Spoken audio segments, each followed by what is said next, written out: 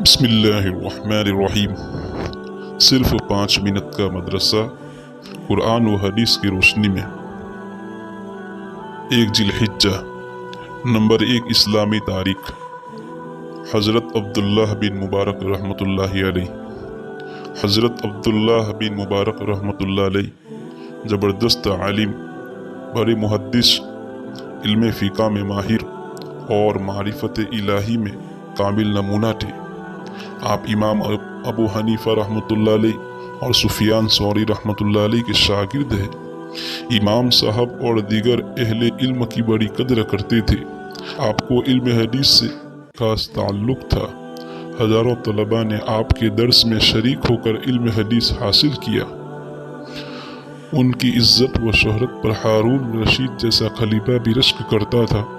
عبادت و ریاضت، زہد و تقوی، عادات و اخلاق اور حسن معاشرت میں صحابہ رضی اللہ تعالیٰ عنہم کے نقش قدم پر تھے، اور سخاوت میں ان کی مثال مشکل سے ملتی تھی۔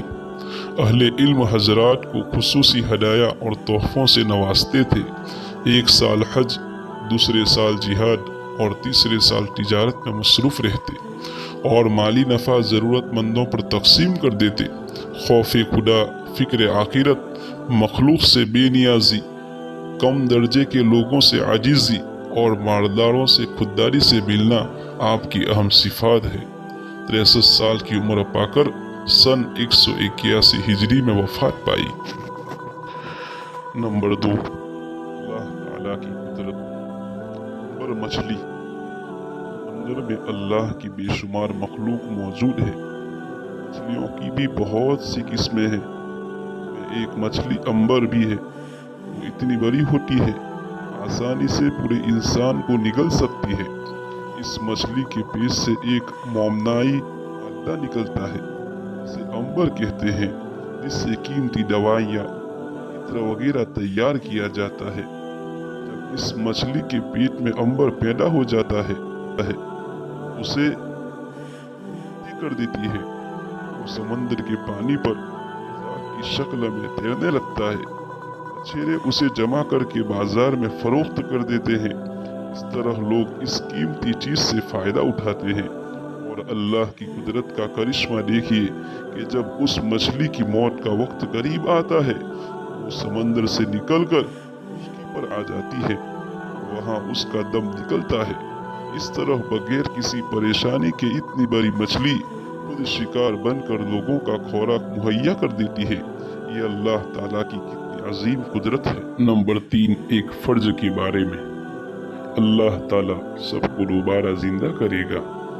قرآن شریف میں اللہ تعالیٰ فرماتے ہیں، اللہ ہی وہ ہے جس نے تم کو پیدا کیا، اور وہی تمہیں روزی دیتا ہے، پھر وقت آنے پر وہی تم کو موت دے گا، اور پھر تم کو وہی دوبارہ زندہ کرے گا۔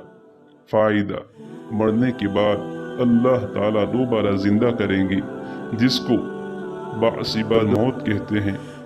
اس کے حق ہونے پر ایمان لانا فرض ہے۔ نمبر 4 ایک سنت کے بارے میں۔ طواف کی 2 رکعت میں مسنون قرات۔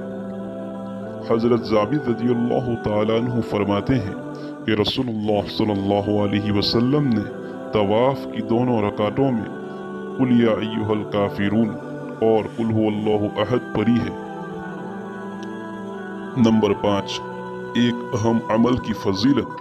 قربانی جہنم سے حفاظت کا ذریعہ۔ رسول اللہ صلی اللہ علیہ وسلم نے فرمایا، جس نے خوش دلی اور اپنی قربانی کے جانور کے بدلے ثواب کی نیت سے قربانی کی، تو یہ اس کے لیے جہنم سے روکنے کا سبب بنے گا۔ نمبر 6 ایک گناہ کے بارے میں۔ قربانی نہ کرنے پر وعید۔ رسول اللہ صلی اللہ علیہ وسلم نے فرمایا، جو آدمی قربانی کرنے کی طاقت رکھتا ہو، اس کے باوجود قربانی نہ کرے تو وہ ہماری عیدگاہ میں نہ آئے۔ فائدہ: صاحب نصاب پر قربانی کرنا واجب ہے۔ اگر کسی نے قربانی نہ کی تو وہ گنہگار ہوگا۔ نمبر 7 دنیا کے بارے میں۔ دنیا اللہ کو کتنی ناپسند ہے۔ رسول اللہ صلی اللہ علیہ وسلم نے فرمایا، اللہ تعالیٰ نے کوئی چیز ایسی پیدا نہیں فرمائی جو اس کو بہت ہی ناپسند ہو سوائے دنیا کے کہ جب سے اس کو بنایا ہے آج تک اس کی طرف نہیں دیکھا ہے۔ نمبر 8، آخرت کے بارے میں، قیامت کے دن بدلہ قبول نہ ہوگا۔ قرآن شریف میں اللہ تعالیٰ فرماتے ہیں، جن لوگوں نے کفر کیا اور کفر ہی کی حالت میں مر گئے تو ایسے شخص سے پوری زمین بھر کر بھی سونا قبول نہیں کیا جائے گا، اگرچہ وہ سونے کی اتنی مقدار عذاب کے بدلے میں لا کر حاضر کر دے۔ ایسے لوگوں کے لیے دردناک عذاب ہوگا اور ان کا کوئی مدد کرنے والا نہ ہوگا۔ نمبر 9، طب نبوی سے علاج، زمزم کے فوائد۔ رسول اللہ صلی اللہ علیہ وسلم نے زمزم کے بارے میں فرمایا، یہ ایک مکمل خوراک بھی ہے اور بیماریوں کے لیے شفا بخش بھی ہے۔ نمبر 10، قرآن شریف کی نصیحت۔ قرآن شریف میں اللہ تعالیٰ فرماتا ہے، اے ایمان والو، جب جمعہ کی دن نماز کے لیے اذان کہی جائے تو تم اللہ تعالیٰ کی یاد یعنی خطبہ سننے اور نماز پڑھنے کے لیے چل پڑو، اور خرید و فروخت اور دوسرے کام دھندے چھوڑ دیا کرو، یہ تمہارے لیے زیادہ بہتر ہے۔